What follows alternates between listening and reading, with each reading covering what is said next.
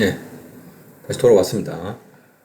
그래서 저희가 지금 이제 그 시장 경제 하나의 이제 이론을 배울 건데 그 이론에 대한 어떤 기본적인 가정을 저희가 했고, 그래서 이게 이제 궁극적으로 여기서 뭘 배울 거냐 볼 거냐 그러면 이 자원 배분이 얼마만큼 효율적으로 되어 있는지, 그리고 어떻게 이루어지는지, 그거를 이제 저희가 살펴볼 건데, 자원 배분이 어떻게 이루어지는지는 이제 프라이스 어자스먼트와 관련되어 있습니다. 그리고 자원 배분이 얼마만큼 효율적으로 이루어지는지는 이제 그걸 이야기하는 거는 이제 파레토 이피션트라는 그 개념을 사용하고 있습니다. 이 부분들은 제가 조금 이따 다시 말씀을 드리도록 하겠습니다. 자, 이제 그러면 먼저 다음으로 어떤 뭐 시장을 한번 보죠. 일단 뭐 컴퓨터 시장을 한번 볼까요? 그래서 컴퓨터 시장에서 물건 사는 사람의 입장을 한번 살펴보겠습니다. 그래서 보통 물건을 사는 사람, 바이어의 입장에서 보면, 바이어의 입장은 보통 이제 물건을 사는 사람을 보통 이제 수요자라고 이야기합니다. 디맨드라고 이야기하는데, 그 디맨드에 대해서 지금부터 살펴보도록 하겠습니다. 그래서 이제 보통 디맨드를 살펴보려면 크게 세 가지 측면을 이제 살펴봐야 됩니다. 제일 먼저 뭐를 이해해야 되냐 그러면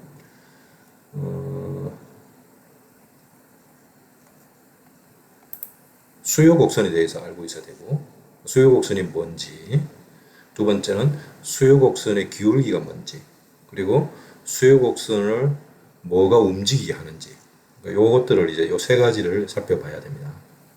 그래서 이제 각각에 대해서 좀 살펴보도록 하겠습니다.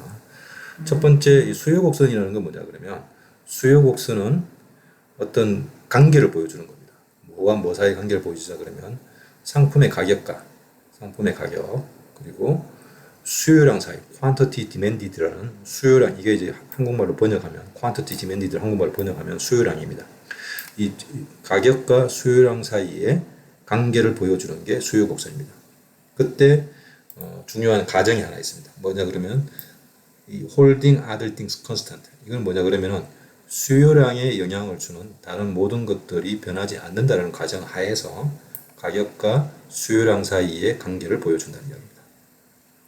자, 이제 그러면 상품의 가격은 여러분들 다 이제 좀 뭔지 다 알죠, 그지? 그리고 둘 사이의 관계라는 것들도 뭐 알 수 있겠죠, 그죠? 둘 사이의 관계가 포지티브이면 한 개가 증가할 때 다른 개도 증가하는 거고, 둘 사이의 관계가 네거티브라고 그러면 한 개가 증가할 때 다른 건 감소하는 거고, 둘 사이의 관계가 뭐 제로라고 이야기하면, 그지?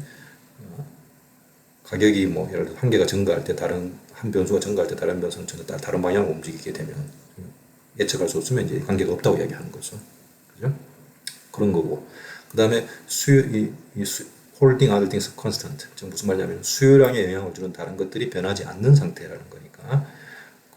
다른 것이 수요량에 영향을 주는 다른 것들이 변하지 않으면 그게 아무것도 변하지 않는 상태에서 이야기할 수 있으니까. 저희가 지금 이제 궁금한 건 뭐냐 그러면 quantity demanded, 수요량은 뭐냐에 대해서 알아봐야 되겠죠. 수요량이 뭐냐 그러면 수요량은 어떤 상품의 양입니다. 상품의 양인데 뭐냐 그러면 바이어가, 물건 사는 사람이 willing to 사려고 하는 상품의 양인데 어떤 가격에서 어떤 하나의 가격이 주어져 있으면, 예를 들어서 여러분들이 컴퓨터 시장에 갔습니다. 컴퓨터를 사려고 갔는데, 그래서 컴퓨터 가격이 봤더니만 $1,000로 이렇게 주어져 있습니다. 혹은 뭐 100만 원으로 주어져 있습니다. 그럼 그 주어진 100만 원 가격에서 여러분들이 사려고 하는 양이 있겠죠. 나 저 가격이면 나 컴퓨터 2대 사고 싶어. 혹은 저 가격이면 나 컴퓨터 안 사고 싶어. 저 가격이면 컴퓨터 너무 싼데 한 3대 사야지. 3대 사서 내 친구한테도 주고 동생한테도 줘야지. 뭐 이렇게 할 수 있겠죠. 그래서 이 수요량이라는 거는 주어진 가격 하에서 바이어가 willing to 사려고 하는 상품량을 수요량이라고 이야기합니다. 자, 이제 그러면 그래서 이 수요 곡선은 가격과 수요량 사이의 관계를 보여주고, 그리고 그때 중요한 게 뭐냐면 holding other things constant, 수요량에 영향을 주는 다른 것들에 변하지 않는 상태에서 가격과 수요량의 관계를 보여주는 게 이게 수요 곡선입니다. 그리고 이 수요 곡선에 그러면 둘 사이의 관계는 뭐로 표현할 수 있냐 그러면은 곡선의 기울기로 표현할 수 있습니다. 여러분들 곡선의 기울기가 뭔지는 다 알죠, 그죠? 이미 여러분들 중학교, 고등학교 또 수학 시간에 배웠습니다. 어떤 곡선의 기울기는 그죠? 하나의 두 변수 사이 관계를 보여주는 건데, 그죠? 관계가 이게 파지티브냐, 네거티브냐, 뭐 제로이냐를 보여주는 건데, 이 곡선의 기울기가 네거티브입니다. 네거티브라는 건 결국 무슨 말이냐 그러면 여기서 보시는 것처럼 가격이 감소하면 수요량은 어떻게 되겠습니까? 반대 방향으로 움직이는 거니까 가격은 수요량은 증가해야 되겠죠. 그리고 가격이 증가하면 수요량은 감소합니다. 이게 이제 곡선의 기울기가 네거티브라는 의미죠. 그지? 자, 그래서 이 수요 곡선은 가격과 수요량 사이의 관계를 보여주는데 관계가 어떤 관계? 네거티브 관계에 있는 거죠. 그래서 가격이 올라가면 상대적으로 수요량은 떨어지고 가격이 내려가면 수요량은 증가한다는 걸 알 수 있습니다. 그래서 이게 그 두 사이 관계를 보여주는 수요 곡선입니다. 가격과 수요량 사이의 관계를 보여주는 이게 수요 곡선이고 이 수요 곡선의 기울기는 네거티브임을 알 수 있습니다. 자, 여기서 이제 중요한 건 뭐냐면 holding other things constant라는 겁니다. 뭐냐면 이 수요량에 영향을 주는 다른 것들을 변하지 않는 상태에서 가격과 수요량 사이의 관계를 보여준 게 이 수요 곡선입니다. 그리고 그 수요 곡선의 기울기는 네거티브라는 걸 저희가 이제 배웠습니다. 자, 이제 그러면 수요량에 영향을 주는 건 뭘까요? 수요량에 영향을 주는 건 뭐가 있을까요? 그러니까 수요량이라는 건 뭐였습니까? 주어진 가격 하에서 예를 들어서 뭐 주어진 가격이 이렇게 해볼까요? 주어진 가격이 있으면 이렇게 주어진 가격이 있으면 앞에 있는 값은 이제 뭐 이것에 대한 어떤 일종의 이제 가격에 대한 어떤 민감도를 보여줍니다. 주어진 가격 하에서 이게 A가 예를 들어서 0보다 크다 그러면 이게 뭐 3이라고 해볼까요? 숫자 이렇게 하면 주어진 가격 하에서 가격이 한 단위 바뀔 때 이게 곡선의 수요 곡선의 기울기죠. 가격이 한 단위 바뀌었을 때 수요량이 어떻게 바뀐다는 이야기입니다. 세개 감소한다는 게 이제 이게 수요량입니다. 그래서 이걸 수요량이라고 하고 QD를 P를 가격이라 그러면 가격과 수요량의 관계는 요것의 기울기로 알 수 있는 거죠. 그런데 이때 이제 수요량에 영향을 주는 다른 것들이 많이 있을 수 있습니다. 수요량의 여러분들 상품에서 바이어가 윌링 투 살려고 하는 양이겠죠. 주어진 가격 하에서. 가격이 P가 100이면 100, 이 주어진 가격 하에서.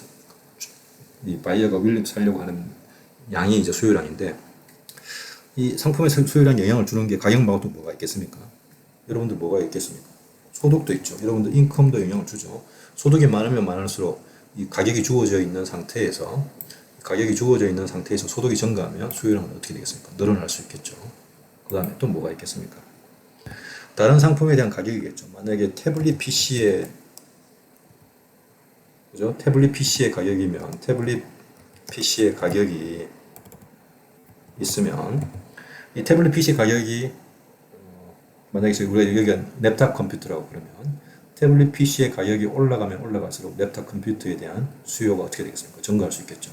혹은 태블릿 PC의 가격이 감소하면 감소할수록 여러분들 랩탑 컴퓨터의 가격은 랩탑 컴퓨터의 수요량은 어떻게 되겠습니까? 증가할 수 있겠죠. 그래서 이 서로 대체할 수 있는 랩탑 컴퓨터를 대체할 수 있는 다른 영향을 받을 수요량에 영향을 줄 수 있습니다. 이 외에도 뭐 또 여러 가지가 있을 수 있겠죠. 여러분들의 어떤 프레퍼런스가 영향을 줄 수 있습니다. 기본적인 선호도가 있겠죠. 그지? 그래서 여러분들의 어떤 선호도가 나는 태블릿 PC보다는 나는 랩탑 컴퓨터가 훨씬 좋아. 이렇게 하면은 그 사람은 그런 선호도가 높은 사람일수록 그 랩탑 컴퓨터에 대한 수요량은 어떻게 되겠습니까? 증가할 수 있겠죠. 이외에도 무수히 많을 수 있습니다. 이렇게 이 수요량에 영향을 주는 것은 상품의 특징에 따라서 다 달라질 수가 있습니다. 그러니까 이 시장이 어떤 시장에 따라서 이 수요량은 다 달라질 수 있는데, 제가 앞서 말씀드렸던 이 holding other things constant라는 건 뭐냐 그러면 저렇게 수요량에 영향을 줄 수 있는 다른 것들이 변하지 않는다는 가정하에서, 저게 변하지 않는다는 가정하에서 이 수요 곡선이 도출되었다는 이야기입니다. 그래서 그때의 관계인데, 만약에 저게 바뀌게 되면 어떤 일이 발생할까요? 예를 들어서 이게 좀 변하지 않는다는 가정하에서 이 가격과 수요량 사이의 관계를 보여주는 거죠. 그게 여기에 이 수요 곡선의 기울기로 알 수 있는 거죠. 그치? 그러면 이 모든 것들은 다 뭐로 표시할 수 있습니까? 수학으로 이야기하면 이런 것들은 다 이제 일종의 값으로 표시할 수 있겠죠. 무슨 말이냐 그러면 어떤 사람이 있습니다. 어떤 사람의 수요 곡선을 도출한다고 했을 때 어떤 사람의 소득이 100만 원 이렇게 있으면 100만 원에 대해서 어떤 이 사람이 그 값이 있겠죠. 나는 여기에 B가 여기에 어떤 이 B라는 다 이제 소득에 대한 민감도를 나타내는 겁니다. 여기 C를 해보죠. 그리고 여기 뭐 D를 해보겠습니다. 여기 임금도가 있으면 B가 있고 소득이익은 이제 100만 원이라고 하고 그 다음에 이것도 이제 주어져 있는 B, C, D는 다 주어져 있는 거죠. 태블릿 PC의 가격이 예를 들어서 C 곱하기 뭐 10만 원 뭐 이렇게 하면 이렇게 주어져 있겠죠.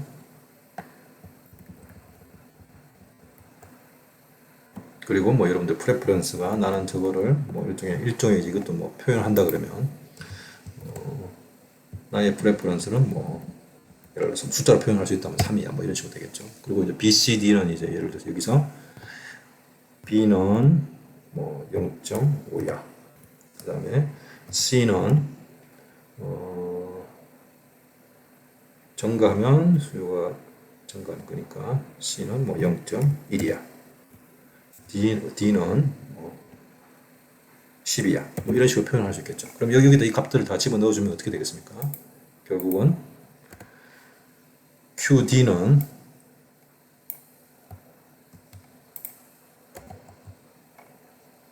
여기다가 0.5를 곱해주고 여기다가 C에다가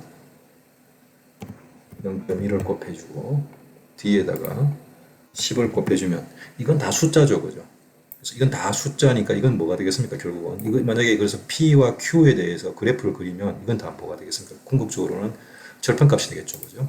지금 요런 어떤 이케이션이 있다고 생각해 보십시오. 이게 수요량이고 가격이고 이런 이케이션이 있다고 생각을 하면 이거를 그림을 그린다고 생각을 해 보십시오. 이런 식으로 그림을 그린다고 생각을 하시면 이제 그림을 그린다고 생각하시면 이걸 좀 다시 넘겨봐야 되겠네요, 그죠? 저 P에 대해서 그림을 그리면 P는 이쪽으로 넘기니까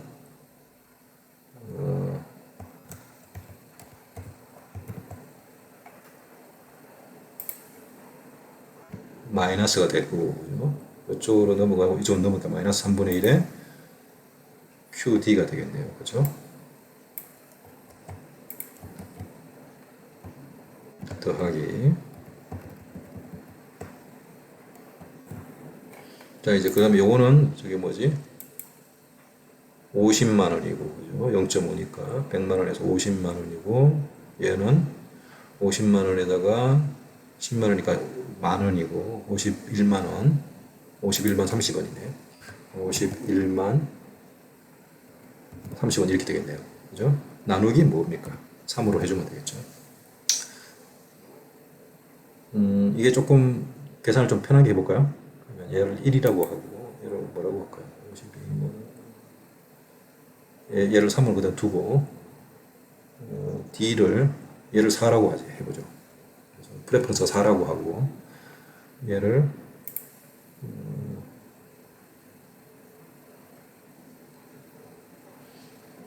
계산을 좀 편하게 하려고 했더니 만 원이라고 해보죠. 그러면 얘가 만 원이고 4가 되면 4만 원이죠. 그러면 이게 어떻게 되겠습니까? 55만 원.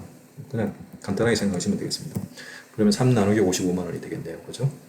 그럼 이게 보시면 뭐가 되겠습니까? 이게 뭡니까? 이걸 그래프를 그린다 그러면 P하고 P를 여기 있는 Y축에 두고 QD를 여기 X축에 두면 그러면 저기에 있던 저 값은 뭐가 되겠습니까? 이 값은 뭐가 되겠습니까? 절편값이 되겠죠. 그죠? 그리고 이거는 이제 기울기 값이 되겠죠. 그죠? 수요 곡선의 기울기 값이 되겠죠. 자, 이제 그랬을 때 수요 곡선은 이게 보시는 것처럼 이게 절편값이라는 건 숫자가 주어져 있는 거죠. 그러니까 이게 수요량에 영향을 주는 거였죠. 소득이든 태블릿 PC의 가격이든 프레퍼런스인데 이런 것들이 변하지 않는다라는 가정 하에서 이 수요 곡선을 도출한 겁니다. 그게 여러분들 이 그림에서 보시는 이겁니다. 이렇게 그림. 그래서 이제 이때 가정이 뭐냐면 holding other things constant. 이게 의미가 수요량에 영향을 주는 것들을 이제 통제한 상태에서 그걸 보여주는 거죠. 자, 이제 그러면 잠깐 쉬었다가 다시 돌아오겠습니다. 지금 내가 이거 잠깐 쉬는 이유는 이게 너무 양이 많아지면 유튜브에 올리기가 쉽지 않습니다. 그래서 적절하게 제가 시간 조정을 하고 있습니다. 양해 말씀드리고요.